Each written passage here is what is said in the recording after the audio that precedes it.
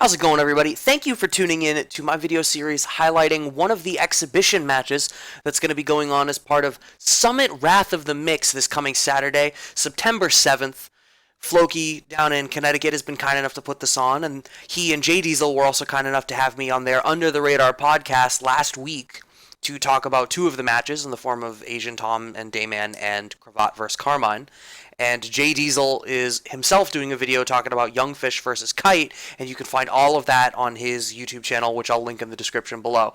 But I am bringing you today, across these three parts, my breakdown of PeteTheMonsta versus Ice. PeteTheMonsta representing the Massachusetts side of the equation, and Ice coming up from Connecticut. Now, I am recording this a little bit piecemeal because I had intended to present the videos in a certain way, and I was going to have one long video and try to give you guys the means to kind of jump around, and it was a big, meaty watch. So instead what I'm doing is providing you guys these intros and splitting it up into three chunks. So what you're about to watch is what I had recorded for the PeteTheMonsta section.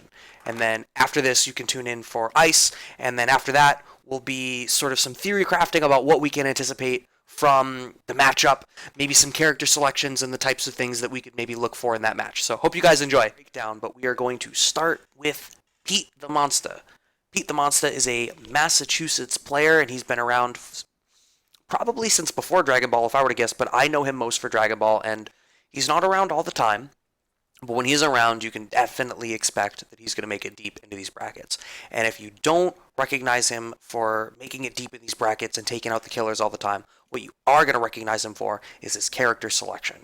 The team that he is most recognized for in our community is Blue Goku, Freiza, SSJ Goku.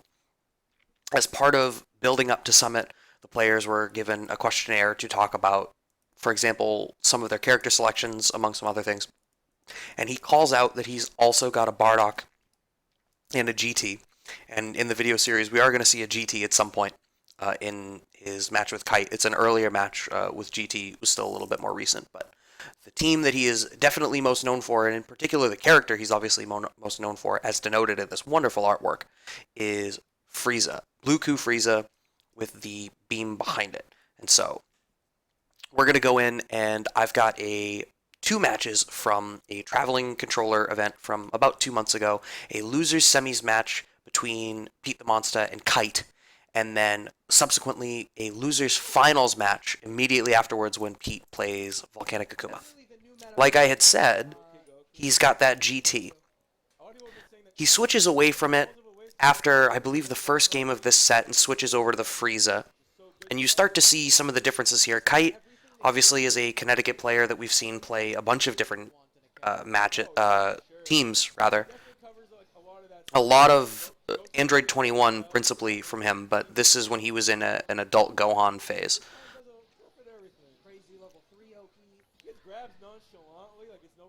But really getting mauled in the corner a little bit here with a bad guard cancel. This is one of those things I feel like, and obviously this is older tournament footage compared to, you know, how strong Pete's GT might be if I watched it now. But one of the things that I feel like I see when he switches to the team he's more comfortable with is, even with the characters on point being different, you know, his Blue Ku seems more confident when he's playing around the Freiza assist. But so right there we see there's obviously this emerging conversation in the meta right now about the strength of GT Goku assist. And with this character here, with the two beams behind him, he can play neutral so effectively, shut down the whole screen and get in. And Blue Ku is such a decent mix machine. He's got that low 2L that he needs. He's got the 50-50 high-low off his 5LL. He's got the command grab if he wants it. He's got the really oppressive elbow at round start, which we are actually going to definitely talk about in a little while when we see it come out. But loses out a little early here and pulls out the... This is a fairly young GT Goku. This match is from, geez, maybe 2 months ago? Yeah, Kite was still playing adult Gohan, so definitely a little on the older side. But gets a little bit here, gets that meaty on incoming. Critically important. And the strength of that GT Goku, man, if he has any assist, he's going to get stuff happen. Jailed with that Yamcha assist. Vanish out of the corner, and the reflect bait, also a really big deal. That's something, there's a lot of that in Mass. I see a lot of the players, they play with each other enough that they're very conscious of when the other player is going to be going for reflects. Gets the sliding knockdown here, runs him into the corner. One of the things I like is he spends that time to dash forward just to steal a little bit more corner space. And he hits buttons there in the perfect spot in the gap. It's the hard knock with SSJ. Jeez, it's offensive what this character is allowed to do. I don't believe that this is going to kill. No, but still decent damage. And now, so even here, he's got a great neutral machine here, as long as GT and SSJ are both up. And I think, I'll pause for a moment and vamp on this. This is one of the cool things about this particular arrangement of the team, and obviously this isn't going to be unique to say, because GT SSJ is used on a lot of teams at the top tournament level right now for its effectiveness at controlling the entire screen. You can put virtually any character in front of GT SSJ and make something happen. You can make something work. You call both your assists, the whole screen is locked down, you're in their face, you get to mix them up a little bit. Varying degrees of success depending on how effective your character is at establishing their own staggers or doing their own frame trap pressure or what have you. What's cool about it with Bluku is, you know, obviously if you send the GT assist and drag them down, you can catch them trying to hold up back or jump back out or something with that low 2L. It's just, I think it's effective. And what it does particularly is people talk about the principal weakness of GT is that solo, he can't really deal with lamer play. You know, once he's on top of you, you're going to get oppressed, but he, maybe solo, doesn't necessarily get to do a whole lot to set that up. So putting GT with the beam behind him, that's obviously where the strength of this shell principally comes from, is you get the strength of the GT assist, the ability for that crazy level 3 Oki, the high damage potential, but when your point character dies, you treat GT as a secondary point and put a stronger thing behind him. Yamcha Gohan, obviously another shell that we've seen a whole bunch of, particularly strong last season. You know, Kazunoko obviously winning with Gotenk's Adult Gohan Yamcha. But Adult Gohan Yamcha still really strong. That cross-up finds that 2M. One thing I'm finding for Pete is he is really trying to counter-poke inside of those staggers there. He is going for those 2Ls or 2Ms when you leave him the gaps. Plus frames, respects it, and counter pokes there again on the 2M. As the level 3, drops the combo and falls down into the 5L. That's not what you want. Hard knock into YvngFish. No, he goes right for the Gohan level 3. I watched this set already. Why am I acting surprised? How does he handle the pressure up? Okay, so that looked like... Can I go back for it? No, I can't. That looked like... Excuse me while I slow it down. I think it was a 2H.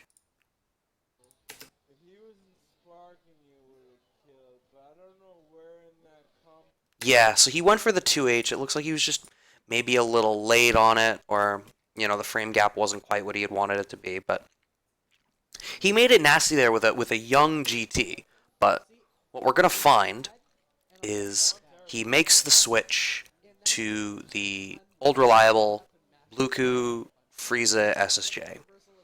And it's maybe not the team that we will definitely see him play at Summit. I imagine we'll see him, he's not going to not play it, but it's not going to be the only team that he'll play. But I like the way that he plays this team. I think his Freiza is very experienced. You see that he understands how to play the neutral and deal with some of the scrambly situations that can happen in this game with Freiza.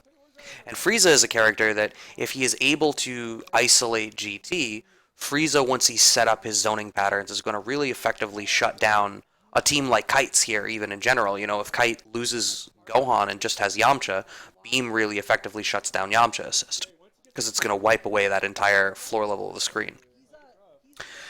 If I'm not mistaken, this round start is the PeteTheMonsta classic round start. So he drops it, but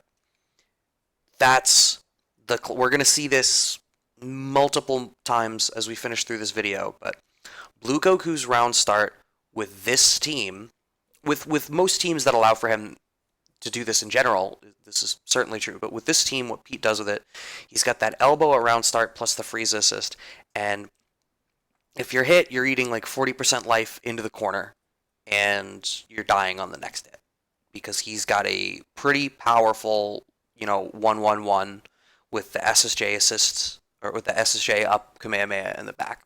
He drops it a couple of times here on the GT, and I don't necessarily know what that's about, but it is an effective round start, and the guard stun on the Freiza assist is such that if it doesn't hit, you still have to eat that mix. It catches you up backing.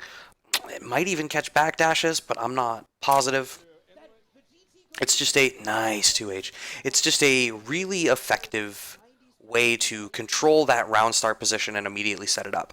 And what I think is cool is that he is very good at picking the spots on the screen. Another great 2H, Jesus.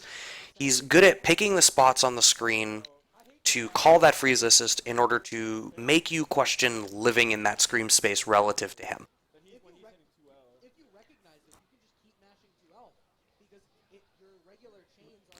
Set up in the corner. Does he go for the snap? Yes, he does. What's the mix? He baits the level 3. We see this a couple of times in this set. That Kite's a little has a itchy trigger finger. Goes for a lot of damage, or goes for a lot of reversal level 3, and it doesn't necessarily work for him. Yeah, so there's a really damaging 1-1. In fact, hold on. How much life did he have? Yeah, I think that's just before the sparking indicator, which, good rule of thumb is if the life is at the sparking indicator, a 1-1-1 will almost certainly kill, but he gets a lot of damage there out of that 1-1, and that's a big read. This is one of the things where I talk about him having an experienced Freiza, is it's not just that he's playing the neutral effectively, it's not just that he's got the combos or has cool ways to use the assists. It's stuff like that. Stuff like him ending the combo early and throwing out the discs there to bait the down tech. Because down tech buttons, particularly with a team like this one, where, Adult Gohan really wants to go in and get the pressure started, he's got that Yamcha behind him. Down tech buttons is really a really popular defensive choice. It puts you straight into the scramble, and because you're down teching and they don't, they can't necessarily visually react to scramble, so you get the hit. Throwing the discs like that as a bait to down tech buttons, even if it doesn't necessarily work, it removes it from the equation and puts you back on the offensive. Bites in the frame track from the 2M to the 5M, hitting the corner, dies meterless for it. And this is just on the strengths of the character selection difference. I think Pete, obviously he can use the GT Goku assist to similar ends for combo purposes and to control the screen, but it seems like having the ability to know exactly the spot on the screen where he can threaten with Freiza assist ends up making a big deal. That's the reflect your own Death Saucer, so you can set up meaty Death Saucer. That's another cool Freiza trick. And then, so that setup situation there. This is another thing. He's both his ability to use Freiza assist with Bluku on point, but also his ability to use Bluku to continue guard stun on big, high priority moves like the seismic explosion move here. Catch the up tech, catch the up back. If they delay tech and get up on the ground, the Bluku's obviously going to come out and hit them. But it's one of these setups where he's pulling you back to the ground, and he's risk-free here. And on top of that, this is a spark bait too. Frieza's not in range to end up being hit by the sparking explosion. So this would have been a really effective sparking bait. Now we see Kite obviously waiting it out. Goes for the spark independent of that. But he was ready for it. He would have been ready for the hit confirm off of it too.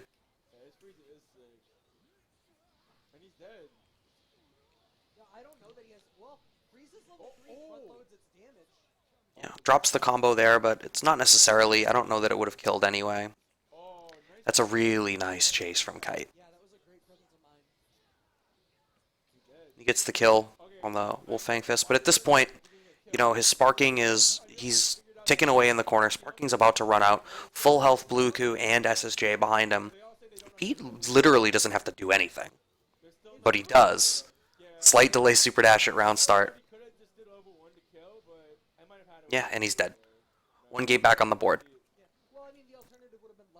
The approach, the difference in the approach with the Freiza assist versus the GT assist, you can see the comfort. And like I said, this is probably like 2 months old. GT Goku was a little bit newer of a character at the time, so not everyone had figured out, quite as much of the stuff that he had just yet. But this is the team that I most associate with him, and this team, he plays it very effectively. See Kite making an adjustment here. It looks like he's switching to put GT in behind Adult Gohan. I can't believe this is the 4th place match. I know, I thought you were still like, we didn't get to see Pump on stream, we didn't get to see like, no. Like I was checking, I'm like, man, this should be 3 out of 5. Yeah, this round start, once again, is, I think he goes for something similar again, but it's just, he has so much control over the screen when he does that, and, Bluku, even having, dive kick into Freiza, akin to early Sonic Fox style gameplay with Goku Black and Hit or Goku Black and 16 of just these high priority moves. Yeah, so that was backdash into Freiza. You would have been able to hit confirm off of it. The spacing on that Freiza assist at round start, really effective.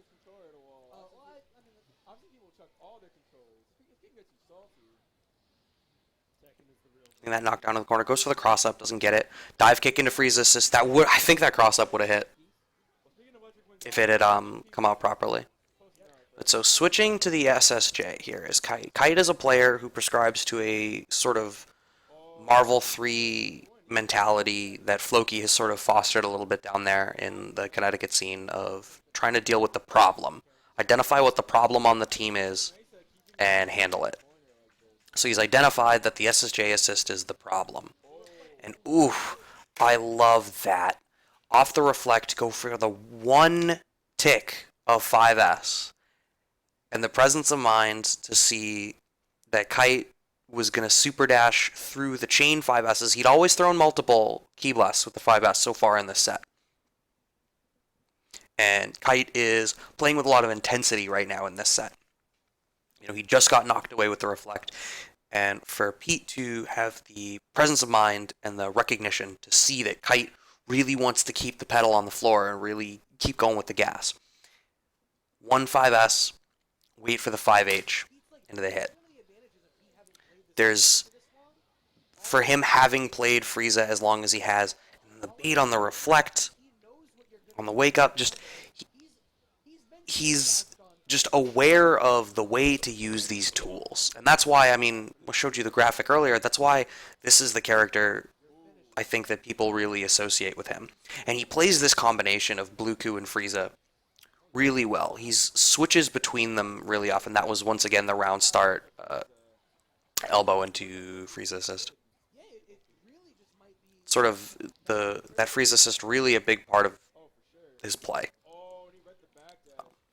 I read the backdash. He went for the 2M on the backdash there, which, once again, still kind of early in GT's lifespan as a character. I even like that there. That was cute. He, dive kick down with the SSJ beam, but then to just throw enough key blasts to send him back far enough for the Freiza assist to hit. That was an interesting one. And calling Bluku in those spaces with the Death Saucer as a way to deter, trying to advance after you've blocked the Death Saucer. Doing it once again. Just to add that little bit of extra guard stun so that he can go in and start that mix and be secure in doing so because the Death Saucer is covering him on the way back. Going for the hard tag into the snapback rather. Get rid of that blue life. Baits the reversal again. I had said already that Kite goes for... He's kind of hungry for reversals a little bit in this set.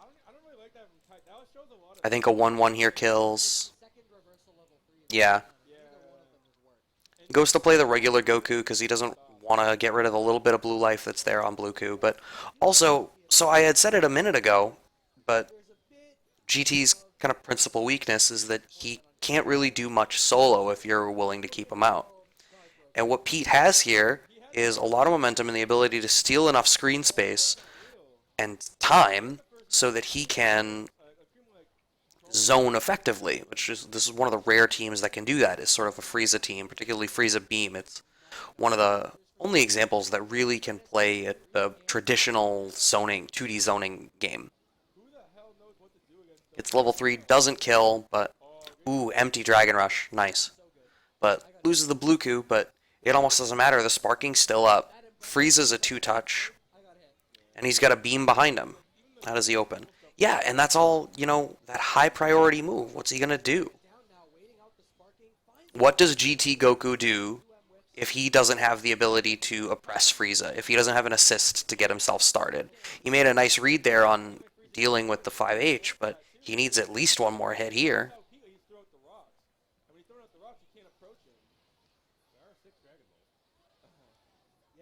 Checking out the fireballs, but he doesn't need to commit to literally anything here. Just gets the 6M. So what are we looking at here? In that match, we saw Pete winning on the strengths of a slightly unorthodox team selection in Blue Coup Freiza, but he plays that engine very well of controlling that mid-screen space with high block stun, higher priority assists. We don't really see him using them as combo tools. They're hit confirm tools more often than not. And then the strength of that SSJ Goku assist in the back with that beam to help to control the neutral. It enables Frieza's better damage options. It enables Freiza to zone. It gives Blue Goku an additional way to control that horizontal screen space. It gives him a reliable way to get in off of his dive kick pressure. We also see that he is developing some of these other characters in the form of the GT Goku, and like I had said earlier in the questionnaire, he has talked about having a Bardock to pull out as well. So what we're going to look at now is we're going to look at, from the same tournament, this might have actually been the next match in the tournament, but it is the losers finals match. He plays the same team against Volcanic Akuma. When he played Volcanic Akuma earlier in the bracket, he played the GT Goku team and got 2-0'd, I believe.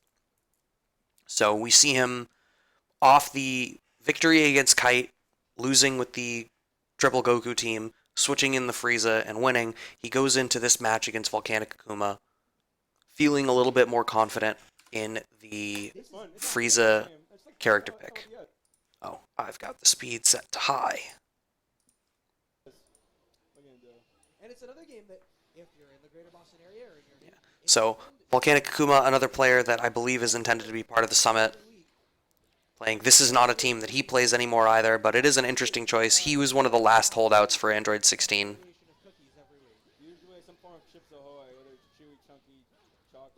And I still really like Pete's neutral. His movement is really good. He plays really fast around you, and the dive kick into his assist calls is really effective. Gets these elbow loops in the corner. Oh no, drops it at the last second. That's not what you want. He didn't have the bar to kill, though. Big damage here from Volcanic Akuma. Instead of dealing with the falling into the Dragon Rush, he just hard tags off the double jump. Volcanic Akuma is a player that makes a lot of really hard reads. And he will make some wild decisions when he just knows. And more often than not, he actually does just know. Stuck in the corner here. Mauling him. Gets the Dragon Rush. I don't think we've seen Pete tech a Dragon Rush, actually, at all. The hard tag there, getting out of that 2H. And gets the fuzzy stuff. Blue Coup with the actual fuzzies. That low 2L really gives him more of a threat on that mix-up there. And he's got, like I said, with this engine, with the Freiza assist, with that really big, the big hitbox and the higher block stun on it. Really effective. That's, same sort of setup. Volcanic Akuma has to spark out. Gets the air dunk. Let me turn myself down. Yep, spark on wake up there from Pete. And I think it's good that he sparks there. Sparking to save one character. Unfortunate that he dies. Sparking to save one character, I think you really have to take it on a character-per-character basis to see how effective it is. And with that little life, it's sort of hard to justify it, but so much of this team really relies on the fact that SSJ assist enables a lot. No down tech there from Volcanic Akuma. We saw the same sort of down tech setup that we saw him pull out in the Kite match. Going for that vanish, he really wanted to make this happen. Yeah, and CISO using that blue Goku assist to stop that forward pressure and defend himself so that he can play. He basically uses the blue Goku assist to cover him making a more committal zoning decision that he maybe can't cover that space in front of him as effectively.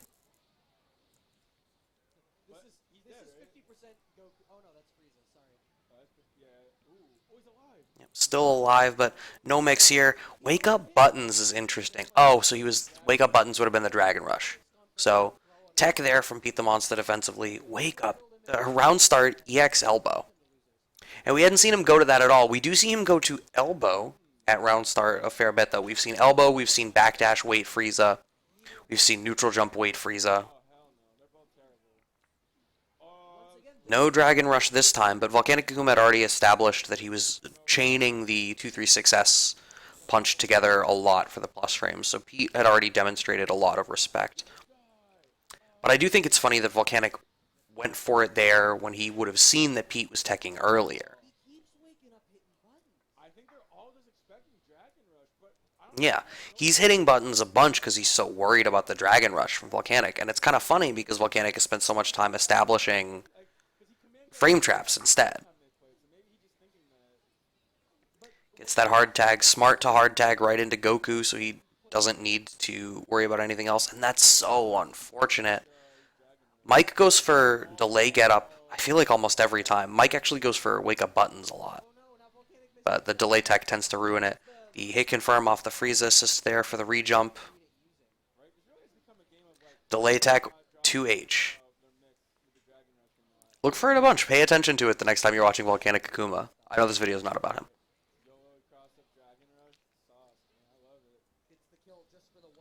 Manages to get that kill on the Android 18. Smart, hard tags or active switches there to be able to make something happen. No assist here. I am consistently shocked that that is a thing that he is allowed to do, is the 5LL into instant jump Dragon Rush for the hard tag, and he goes straight for the tricky stuff. And that would have been fine too. That was Volcanic Akuma going for Reflect, but he went for Reflect on the cross-up, and because he did the fake cross-up, the rocket punches came out. That's the only reason Volcanic Akuma got away with that setup at all. And then 2H there for the Dragon Rush. It's unfortunate.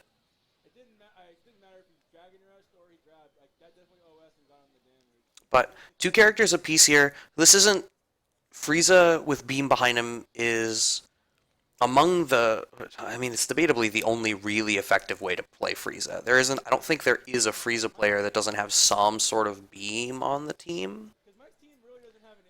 Doesn't go for the... That's intriguing that Mike doesn't go for like a 2M guaranteed punish or anything. I wonder if he was worried about sparking or something, but nice tech there from Pete.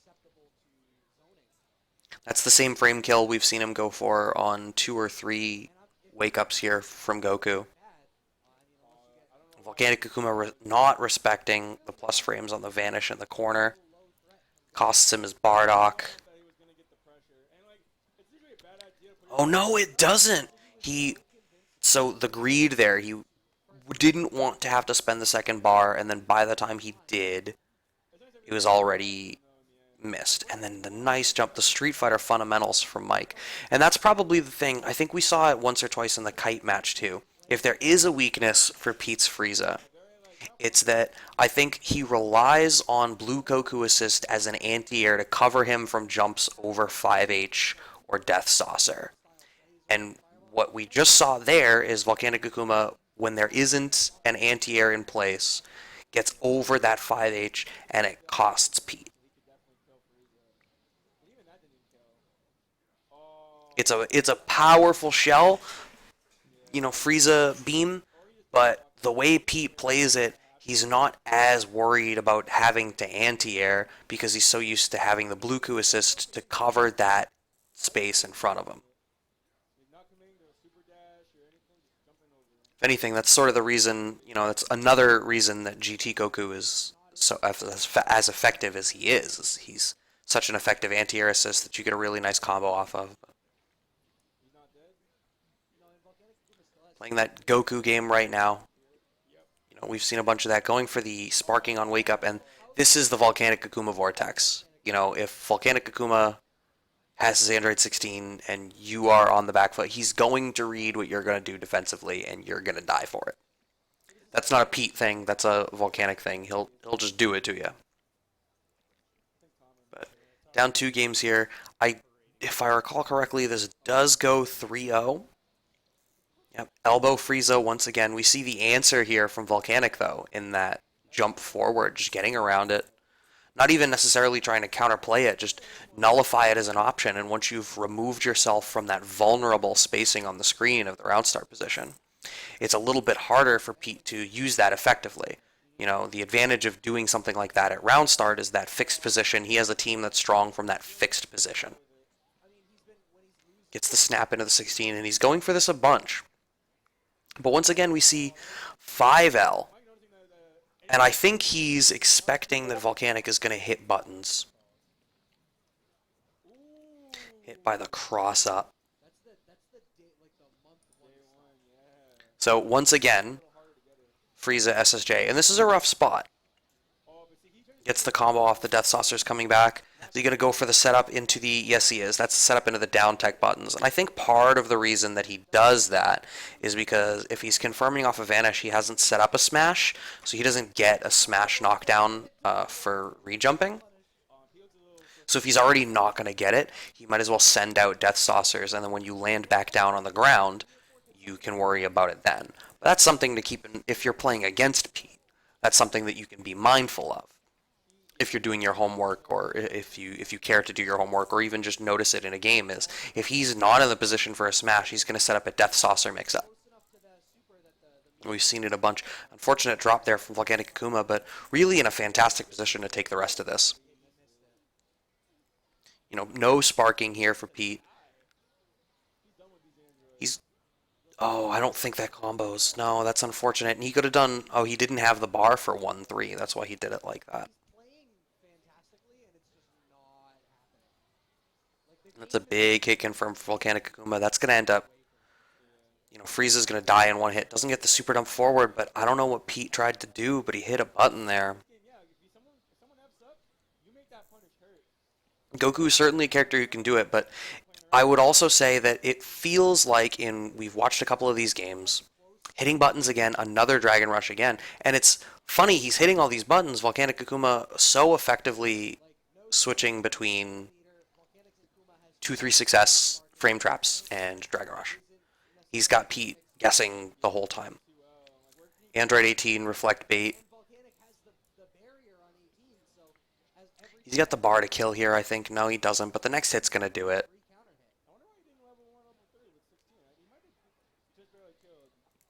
Yeah. Going for the Android 16. I think at this point, he's identified Android 16 as the problem, which is not unfair. And also by being the biggest character, he's the one that it's easiest to threaten. Gets the kill here. This is the start of the comeback. Android 18 dies in one hit off the right hit here from Pete. He's got the bar for something. And we see he knows that. And that's why he's trying to go for the guaranteed Kamehameha into Vanish type of stuff to try to make something happen. What the hell was that? But this burns a fair bit of meter from Pete. He finishes this out. I don't think the level 3 kills here, actually. Oh, no, it does, I think. Yeah, okay. I'm full of it. That super does so much damage. But Volcanic Akuma kills on any hit. Any hit into sparking does it. And if you're Pete in this spot, it's not even necessarily clear what to do. Oh, goodness. Oh, and he gets the 2H. Okay. Okay. So that's going to clinch it, 3-0 for Volcanic over Pete. But so, wow me, I couldn't have said it better myself. Thank you guys for tuning in. Like I said, right after this, you're going to be able to tune into the Ice segment, as well as a third part, just talking through a little bit of the matchup. So if you liked that and you want to see the rest of it, make sure you like the video and subscribe and all that stuff. And follow me on social media on Twitter so that you can keep up with where you can find my commentary on the regular. And thanks for tuning in, guys.